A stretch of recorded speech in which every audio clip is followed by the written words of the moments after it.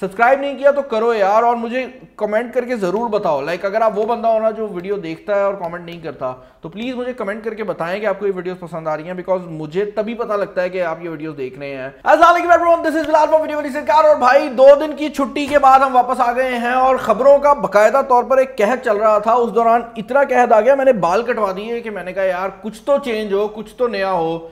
खैर आज हमारे पास ये 52 एपिसोड नंबर है और आज जो खबरें हैं बहुत ज़्यादा हैं।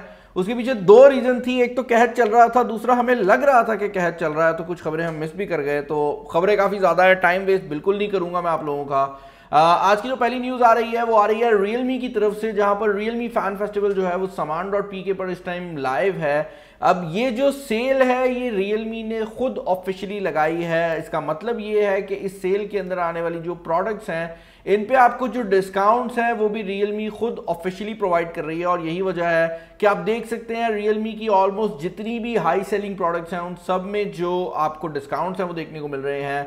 यहाँ पर अगर आप मेरे फेवरेट्स की बात करते हैं तो भाई रियलमी बड्स Q2 जो हैं, जो 6000 के हैं जनरली, वो 4000 के हुए हैं। इसके अलावा अगर आप एक अच्छी हैंड्स फ्री खरीदना चाह रहे हैं तो रियलमी के बड्स क्लासिक जो वायर वाली हैंड फ्री है वो वैसे 1200 की होती है, वो भी 899 पे आई हुई है। और उसके अलावा बड्स एयर 2 जो कि एक्टिव नॉइस कैंसिलेशन, इन ईयर डिटेक्शन, वो सारे फीचर लेकर आते हैं जो कि एक हायर एंड ईयरबड से आप एक्सपेक्ट करते हैं, वो भी आपको 7999 में देखने को मिल रहे हैं। और इसके अलावा रियलमी वॉच पे भी डिस्काउंट है, तो काफ़ी डिस्काउंट्स हैं। जाएं, अगर आप रियलमी के फ़ैन फेस्टिवल से फ़ायदा उठाना चाहते हैं तो आप जाकर इससे फ़ायदा उठा सकते हैं। मैं अगेन रिपीट करना चाहूँगा कि ये ऑफिशियल है। और बाय द वे मैं थोड़ा सा सेंटर में हो जाता हूँ, अब मेरे ख्याल से जो फ्रेम है वो फिट आ रहा है। अगली खबर की तरफ चलते हैं और ये खबर आ रही है ओप्पो की तरफ से। हमने पाकिस्तान के अंदर देखा कि रियलमी ने अपना जो फास्ट मैग्नेटिक चार्जिंग वाला चार्जर था वो रियलमी फ्लैश की फॉर्म में हमें शो आउट किया। इनफैक्ट मुझे इस चीज़ को बताते हुए बड़ी खुशी हो रही है कि रियलमी शायद वो वाहिद ब्रांड है जिसने उस फ़ोन के लिए पाकिस्तानी मार्केट को सिलेक्ट किया, क्योंकि उसकी पहली वीडियो जो अपलोड हुई वो भी पाकिस्तानी मार्केट से थी और उसके बाद जो बाद में भी वीडियोस अपलोड हुई हैं वो काफ़ी लेट हुई हैं। खैर वो टेक्नोलॉजी अगर रियलमी के पास थी तो डेफिनेटली ओप्पो के पास भी थी। और अब ओप्पो की तरफ से भी जो कॉन्सेप्ट है वो देख रहे हैं, जहाँ पर अराउंड 20 वाट के करीब की जो फास्ट चार्जिंग है वो दिखाई जा रही है। और यहाँ पर यह भी बताया जा रहा है कि जो हाईएस्ट टेस्ट उन्होंने किया है वो 50 वाट के ऊपर किया है। मैं यहाँ पर ये चीज़ इंक्लूड करना चाहूँगा कि रियलमी के केस के अंदर वो जो 50 वाट था वो टेस्ट नहीं था, बल्कि वो एक्चुअल में उन्होंने करके दिखाया था। और यहाँ पर जिस वेबसाइट से मैं ये खबर रीड कर रहा हूँ इस पर भी आप देख सकते हैं कि रियलमी फ्लैश को ही दिखाया गया है। इस मोबाइल फ़ोन की मुकम्मल अनबॉक्सिंग, इसके पूरे जो एक्सेसरीज हैं उनकी अनबॉक्सिंग मेरे मेन चैनल पे पोस्टेड है, वहाँ पर जाकर देख सकते हैं। अभी की खबर ये है कि मुझे लग रहा है कि जितने भी ब्रांड्स हैं, क्योंकि ओप्पो, रियलमी और ये जितने भी ब्रांड्स हैं ये इकट्ठे हैं, तो जब ये कोई काम करते हैं तो एक्सेसरीज वाली मार्केट में बहुत हलचल होती है। और अगर ये मैग्नेटिक वायरलेस चार्जिंग की तरफ जा रहे हैं तो आपको आने वाले टाइम में बहुत ज़्यादा फ़ोन्स में मैग्नेटिक वायरलेस चार्जिंग देखने को मिलने वाली है। नेक्स्ट न्यूज़ जो हमारे सामने आ रही है वो भाई एक ऐसी गाड़ी के रिलेटेड आ रही है ना जिसका इसका पुराना मॉडल हमारे पाकिस्तानी मार्केट में आया है और तबाही मच गई है। ये मैं बात कर रहा हूँ MG5 की। MG5 का स्कॉर्पियो एडिशन जो है वो 2021 मॉडल का आज चंगडू ऑटो शो के ऊपर रिवील कर दिया गया है। Now if you look at it तो एक चीज़ यहाँ पर बड़ी क्लियर है कि जो मॉडल अभी भी आ रहा है ना नॉर्मल वाला, वो भी जो है वो दिखने में इससे काफ़ी मिलता जुलता है, ऑल्दो इसको ज़्यादा स्लीकर कर दिया गया है। आप देख सकते हैं ये ज़रा ज़्यादा अग्रेसिव लुक के साथ आता है, ब्लैकड आउट रिम्स हैं इसके अंदर। और इसके अलावा एक और चीज़ जो कि काफ़ी इंटरेस्टिंग है वो ये है कि इसकी जो बैक साइड है उसकी भी लाइट की शेप मिलती जुलती है, लेकिन डिज़ाइन जो है वो डिफरेंट है। और यहाँ पर जहाँ पर नॉर्मल सिंगल एग्जॉस्ट था, अब यहाँ पर 4 एग्जॉस्ट कर दिए गए हैं। ये पाकिस्तानी मार्केट में आता है या नहीं आता इसके बारे में कोई भी जो डिटेल्स हैं वो मौजूद नहीं है, क्योंकि ये एक्चुअल में अगला मॉडल नहीं है, ये उसका स्कॉर्पियो एडिशन है जो कि पाकिस्तानी मार्केट के अंदर MG5 की सेडान आ रही है। तो वो भी लेटेस्ट ही है, ऐसा नहीं है क्योंकि पुराना मॉडल उठा के दे दिया उनने। ये उसका आप समझ लें कि ज़रा हायर एंड मॉडल है। आई डोंट थिंक सो कि ये पाकिस्तानी मार्केट में आएगा, लेकिन भाई मेरे ख्याल से तो MG और ये जितने भी ब्रांड्स हैं इनको समझना चाहिए कि पाकिस्तानी मार्केट जो है ना, अगर उसको उनने अच्छे फीचर्स प्रोवाइड किए हैं, अगर अच्छी गाड़ियाँ दी हैं तो लोगों ने ख़रीदी भी हैं। लोग क्यों नहीं खरीदते थे गाड़ियाँ भाई? वो इसलिए नहीं खरीदते थे कि उनके अंदर फीचर्स ही नहीं होते थे। अब अच्छे फीचर्स दिए गए हैं तो भाई लोगों ने गाड़ियाँ ख़रीदी भी हैं और इन्जॉय भी कर रहे हैं। और मार्केट आप देख ही लें कितनी ज़्यादा जो है वो ओपन हो गई है। नेक्स्ट न्यूज़ जो आ रही है वो भाई अफ़गानिस्तान से आ रही है। आपको ये बात याद है ना कि पाकिस्तान के बारे में जब भी कुछ बुरा होता था तो जितने भी इंटरनेशनल मीडिया आउटलेट हैं वो भी, और हम इवन पाकिस्तानी मीडिया आउटलेट्स हम बुरा कहते हैं। और PIA वो हमारा ब्रांड है जो कि कुछ टाइम पहले हमें पता लगा था कि यूरोप से भी भाई बैन हो गए हैं, लेकिन अब क्योंकि अफ़गानिस्तान के ऊपर तालिबान का जब से टेक ओवर हुआ है तो जितने भी इंटरनेशनल मैं कहूँगा कंट्रीज़ हैं या उनके डिग्नेटरीज़ हैं वो PIA की तरफ देख रहे हैं कि किसी तरह PIA उनके लोगों को वहाँ से निकाल सके। और ये एक ऐसा टाइम है जहाँ पर अराउंड 20 कैजुअल्टीज़ जो हैं वो रिपोर्ट हो चुकी हैं, और इस दौरान PIA के लोगों ने 2000 से ज़्यादा लोग जो हैं वो पिछले हफ्ते के अंदर अफ़गानिस्तान से बाहर निकाले हैं। और इसके बारे में लोग तारीफ़ें भी कर रहे हैं। हमें रिसेंटली ये जो जर्मन सिटीजन्स हैं उनकी तरफ से भी जो तारीफ़ें हैं वो देखने को मिली हैं, और ये जर्मन एम्बेसडर ने कुछ लिखा है कि kudos to Pakistan authorities for tremendous cooperation at Islamabad airport evacuating German citizens and local staff from Afghanistan. So एक बड़ा अच्छा मूव है, एंड आई बिलीव कि यही वो जर्मन एम्बेसडर याद रखें जब PIA को किसी जगह पे बैश करें कि इनने मौके पर कितनी हेल्प की हुई है। नेक्स्ट न्यूज़ जो भाई हमारे सामने आ रही है वो आ रही है Realme के रिलेटेड, और ये एक ऐसे फ़ोन के रिलेटेड है ना भाई जिसके बारे में आने से पहले मैं आपको बता सकता हूँ कि ये जो फ़ोन है ना कमाल करने वाला है। Realme Narzo सीरीज़ के अंदर जो 30A था वो बहुत कमाल था। अब इसका अगला मॉडल 50A की फॉर्म में जो है वो हमारे सामने आ रहा है, और यहाँ पर इसने काफ़ी ज़्यादा जो कमीशंस हैं उनके स्टैंडर्ड्स को फुलफिल किया है। तो बेसिकली जैसे पाकिस्तान में PTA है उसी तरह हर मुल्क में कोई ना कोई ऑर्गेनाइजेशन होती है जिससे आप अपने मोबाइल फ़ोन को काफ़ी हद तक जो है वो ओके करवाते हैं। और ये जो मोबाइल है इसने काफ़ी एरियाज़ के अंदर जाकर जो है वो सर्टिफिकेशंस ली हैं। यहाँ पर जो बताया जा रहा है वो ये है कि इसके अंदर आपको 13 मेगापिक्सल का प्राइमरी कैमरा, 8 मेगापिक्सल का सेल्फी शूटर मिलने वाला है, और उसके अलावा जो चीज़ इंटरेस्टिंग है वो ये है कि इसमें प्रोसेसर जो है वो मीडियाटेक का हीलियो G85 से ऊपर का कुछ एक्सपेक्ट किया जा रहा है। तो वी आर एक्सपेक्टिंग कि या तो ये मीडियाटेक हीलियो G88 के साथ आएगा, और अगर इन्हें बहुत ही कुछ क्रेजी करना हुआ तो ये G95 के साथ भी आ सकता है, जो कि इससे पहले हम Realme Narzo 30 के ऊपर देख चुके हैं। बट फ़ोन काफ़ी क्रेजी होने वाला है, और अगर आप लोगों को लग रहा है कि भाई G88 पे इतना खुश क्यों हो रहे हो, तो आपको ये बात समझनी पड़ेगी कि Narzo 30 ये पाकिस्तानी मार्केट में अराउंड 20,000 की रेंज में आया था और सब बिक गए थे, नहीं मिला किसी को। तो अगर ये फ़ोन पाकिस्तानी मार्केट में आता है तो ये बड़ा क्रेजी फ़ोन होने वाला है, क्योंकि गेमर्स जो हैं वो Narzo सीरीज़ को बहुत ज़्यादा पसंद करते हैं।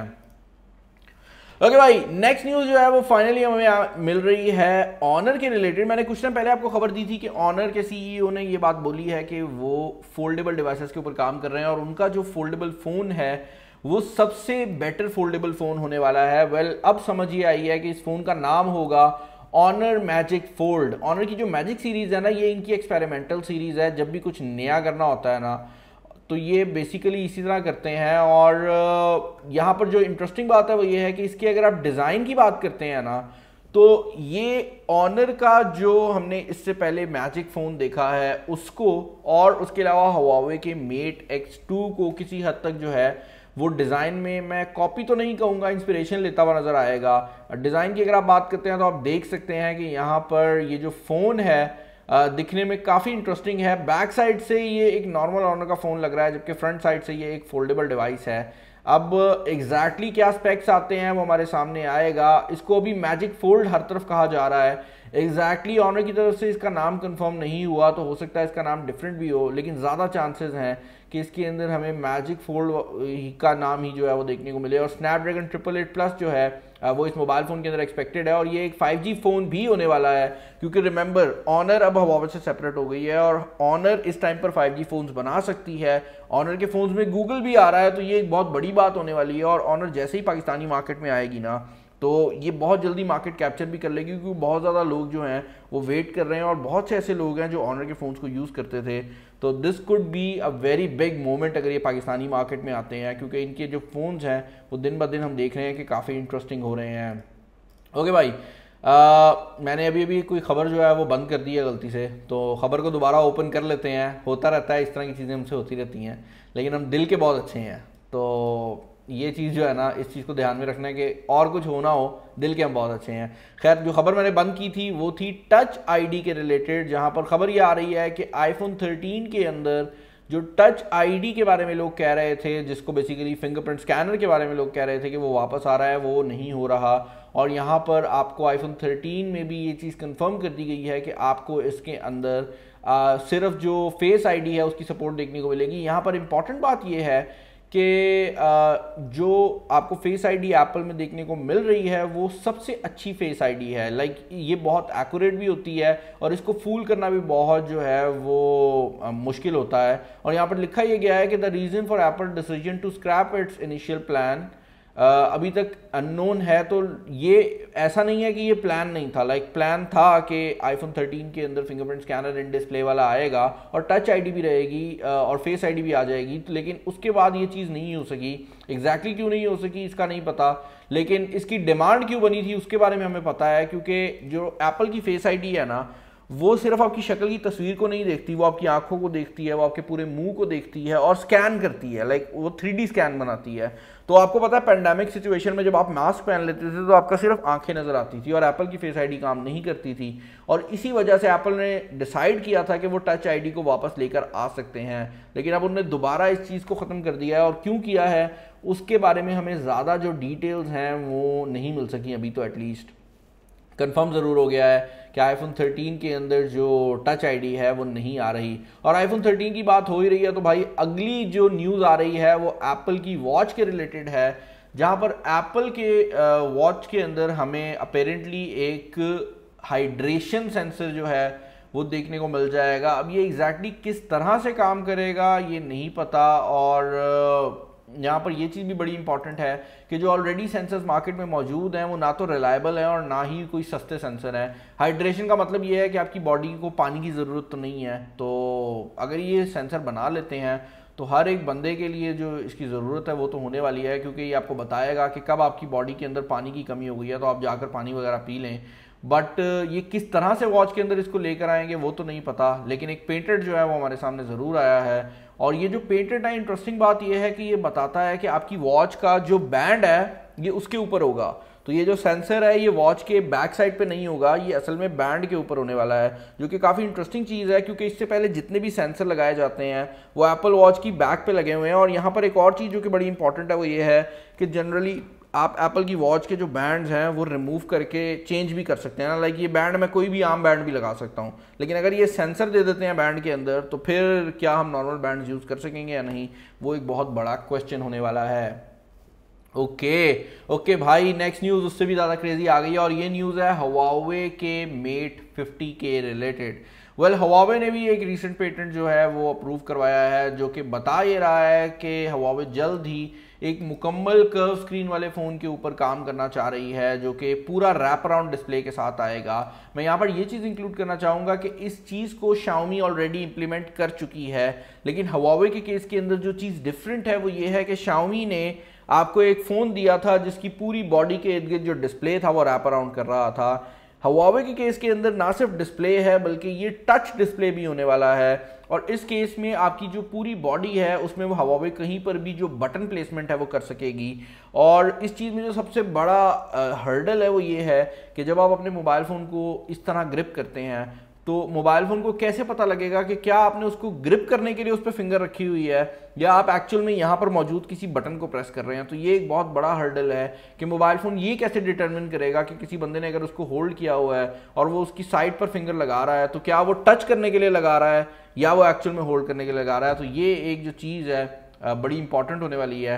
देखते हैं हुआवे क्या करता है। वैसे मुझे लगता है कि एक चीज़ जो वो कर सकते हैं वो ये कर सकते हैं कि यहाँ पर प्रेशर सेंसिटिव जो टच है वो दे दें, तो अगर आप ज़रा ज़ोर से दबाएं तो वो एक्चुअल टच कंसिडर हो, और अगर आप वैसे होल्ड करें तो वो ना हो। लेकिन देन अगेन हुआवे ने कुछ सोचा ही होगा ना, तभी तो उन्होंने पेटेंट करवाया है। और यहाँ पर जो पेटेंट है वो भी मैं आपको दिखा देता हूँ बिफोर लाइक मूविंग फॉरवर्ड, क्योंकि आप देख सकते हैं यहाँ पर 1 2 3 4 सारे बटन जो है वो दिखाए जा रहे हैं।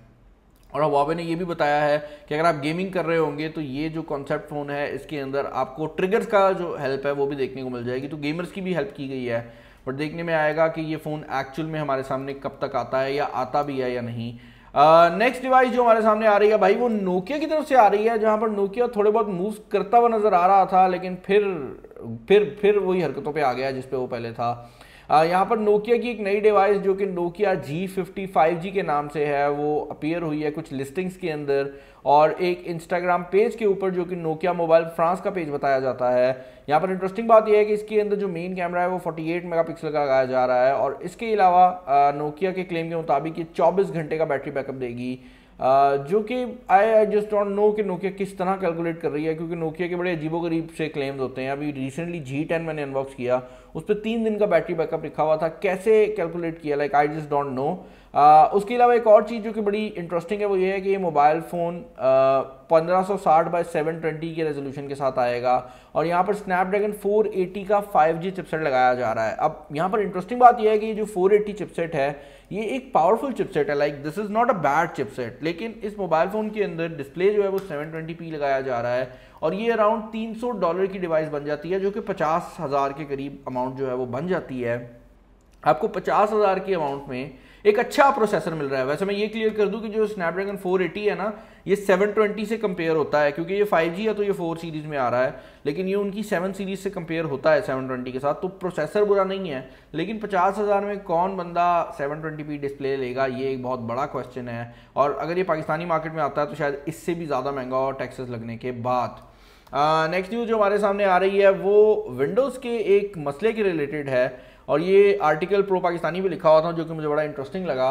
बेसिकली विंडोज़ के अंदर एक बग जो है वो डिटर्मिन हुआ है, जहां पर अगर आप रेजर के इस पर्टिकुलर माउस को प्लग इन करते हैं, इसका जो डोंगल है वो लगाते हैं, तो ऑटोमेटिकली जब आप इसका डोंगल लगाएंगे अपने पीसी के अंदर तो वो उसका ड्राइवर डाउनलोड करता है, और ड्राइवर को डाउनलोड करने के लिए वो सिस्टम की जो परमिशन है वो ले लेता है। तो बेसिकली जैसे ही आप ये डोंगल लगाते हैं, आपका सिस्टम आपको विदाउट एनी रीज़न जो है वो एडमिन एक्सेस दे देता है। तो अगर आप इसके अंदर नॉर्मल अकाउंट भी चला रहे हैं तब भी आपका जो एडमिन एक्सेस है वो आपको मिल जाएगा, और ये बड़ी अजीब चीज़ है, क्योंकि अक्सर ऐसा होता है कि ऑफिस में एडमिन एक्सेस किसी को नहीं मिला होता, स्टैंडर्ड यूजर सब बनाए होते हैं, तो अगर उसको एडमिन एक्सेस मिल जाएगा वो किसी को डिलीट कर सकता है, किसी को रख सकता है, कुछ भी चेंज कर सकता है ना। तो ये एक बड़ी इंटरेस्टिंग चीज़ है कि इतनी छोटी सी डिवाइस के थ्रू ये हरकतें हो रही हैं, तो विंडोज़ को डेफिनेटली इसके ऊपर जो है ना वो काम करना चाहिए।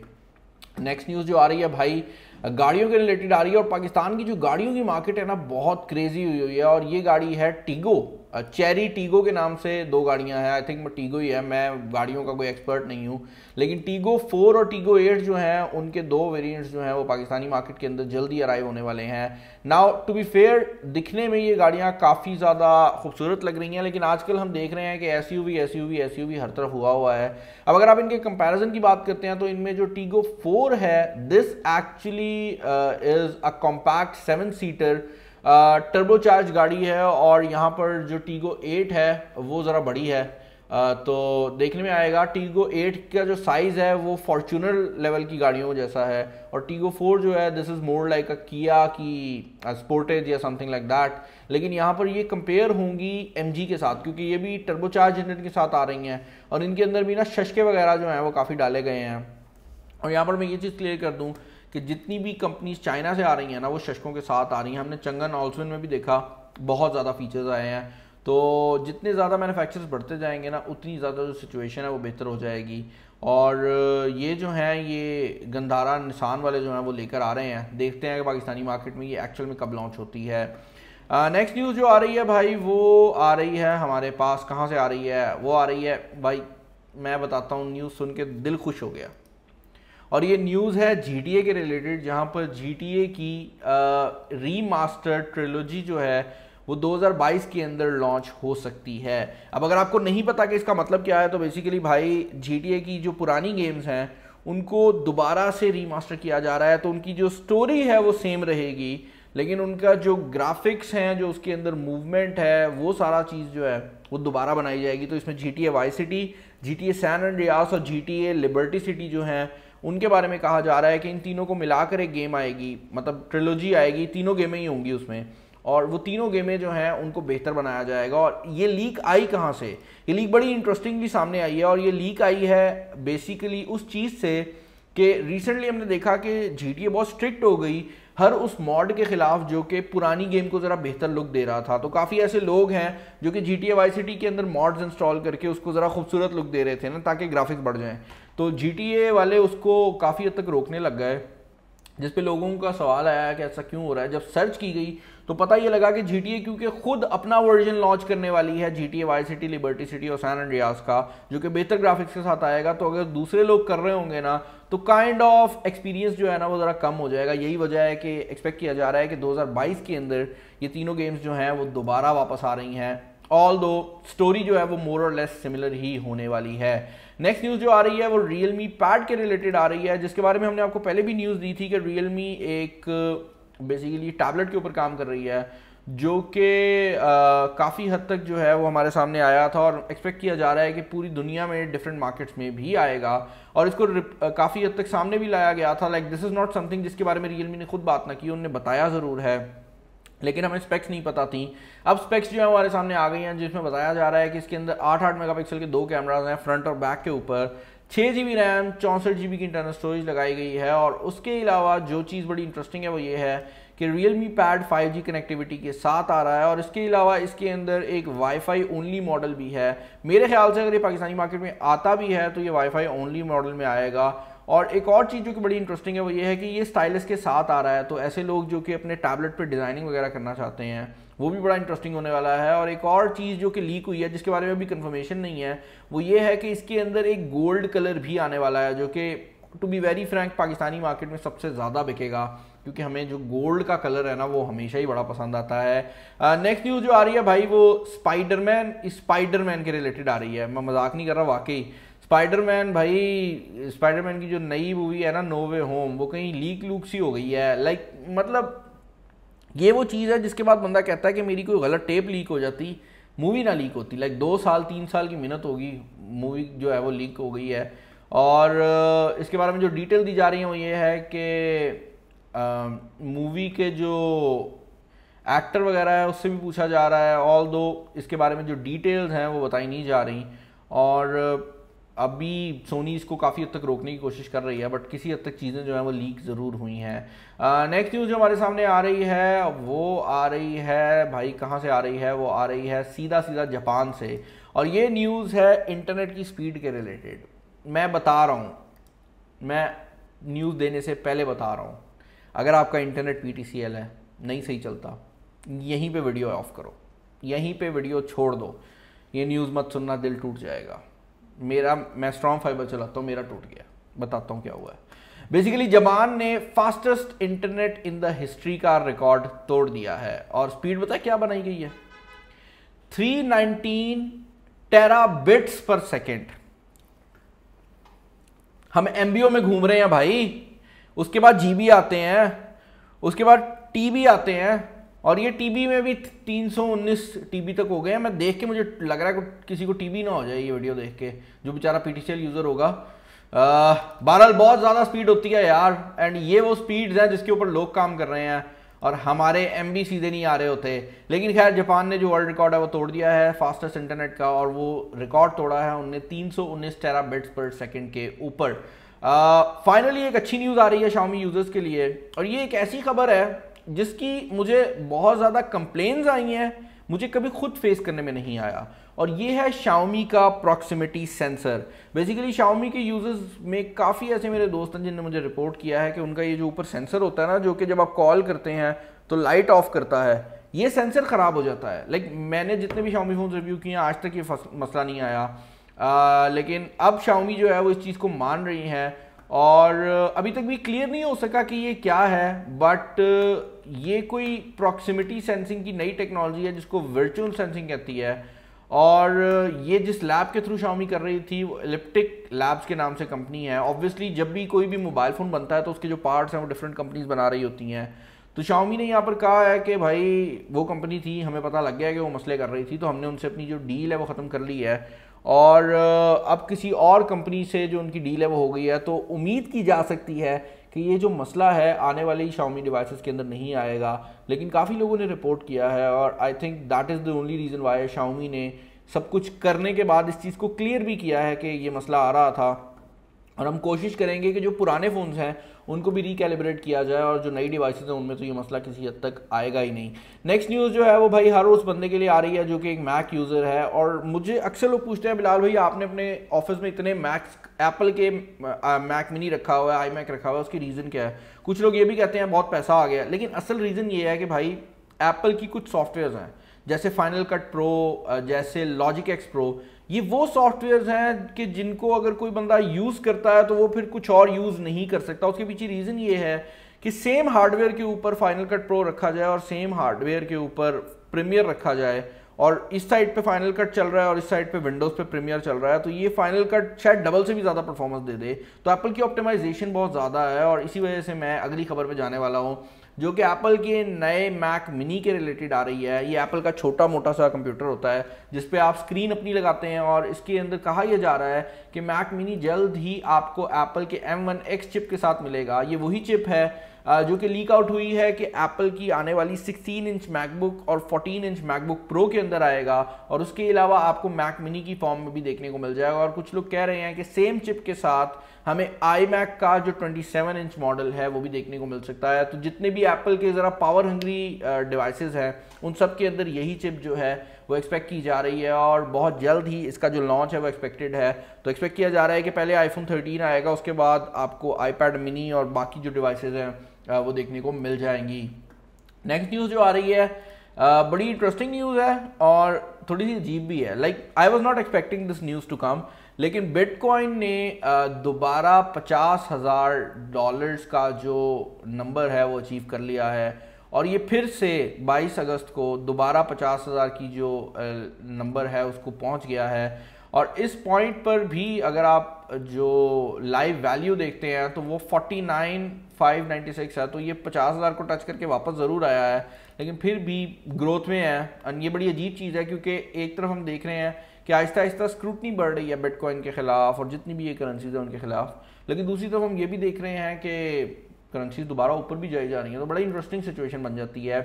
नेक्स्ट न्यूज़ जो आ रही है वो Nubia red magic 6S pro के रिलेटेड आ रही है, जो कि अब जो है वो दोबारा हमारे सामने आया है। इसके रिलेटेड पहले भी मैंने आपको खबर दी थी कि ये फ़ोन्स जो हैं ये फ़ोन स्नैपड्रैगन 888+ चिपसेट के साथ आ रहे हैं। यहाँ पर इंटरेस्टिंग बात यह है कि पहले मैंने आपको बताया था कि मैजिक की 6S सीरीज़ आई है, लेकिन उसमें प्रो फ़ोन नहीं था, प्रो फ़ोन भी आ गया है। तो ज़्यादा डिटेल्स नहीं बताई गई कि इसके अंदर क्या होने वाला है, लेकिन जो चेंज एक्सपेक्ट किया जा रहा है उसमें सबसे बड़ा चेंज ये है कि यहाँ पर आपको 120 वाट की वायर्ड चार्जिंग देखने को मिलने वाली है, जो कि इससे पहले हम नहीं देख सके, तो ये एक बड़ी चीज़ है। और अगर आप नूबिया रेड मैजिक के फ़ैन हैं तो आपके लिए बड़ी अच्छी सिचुएशन होने वाली है। बाय द वे नूबिया जो है ना वो ZTE की कंपनी है, और ZTE की एक डिवाइस जो मेरे पास आई पड़ी है ना, जिसकी अनबॉक्सिंग मैंने कल लगानी है, वो ZTE 30 अल्ट्रा है।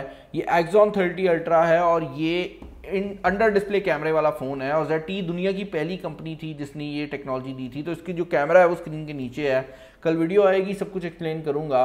एंड वेल कल की वीडियो से याद आया कि आज की वीडियो हमारी जो है वो एंड हो रही है, तो अपना ख्याल रखिएगा। उम्मीद है आपको ये वीडियो पसंद आई होगी। खबरें बहुत ज़्यादा थी, सब्सक्राइब नहीं किया तो करो यार, और मुझे कमेंट करके ज़रूर बताओ। लाइक अगर आप वो बंदा होना जो वीडियो देखता है और कमेंट नहीं करता, तो प्लीज़ मुझे कमेंट करके बताएं कि आपको ये वीडियोस पसंद आ रही हैं, बिकॉज मुझे तभी पता लगता है कि आप ये वीडियोस देख रहे हैं। क्योंकि ऑनेस्टली मेरे मेन चैनल पे अगर लाख व्यूज़ आते हैं, यहाँ पर मुझे 5-6 हज़ार 10,000 व्यूज़ आ रहे होते हैं ना, तो मेरे लिए आपकी कमेंट्स ही जो है वो मोटिवेशन है। तो प्लीज़ डू कमेंट और हमें बताएं कि आपको कैसी लग रही है वीडियो। अपना ख्याल रखिएगा, किसी नेक्स्ट वीडियो में मुलाकात होगी, तब तक के लिए this is Bilal signing off.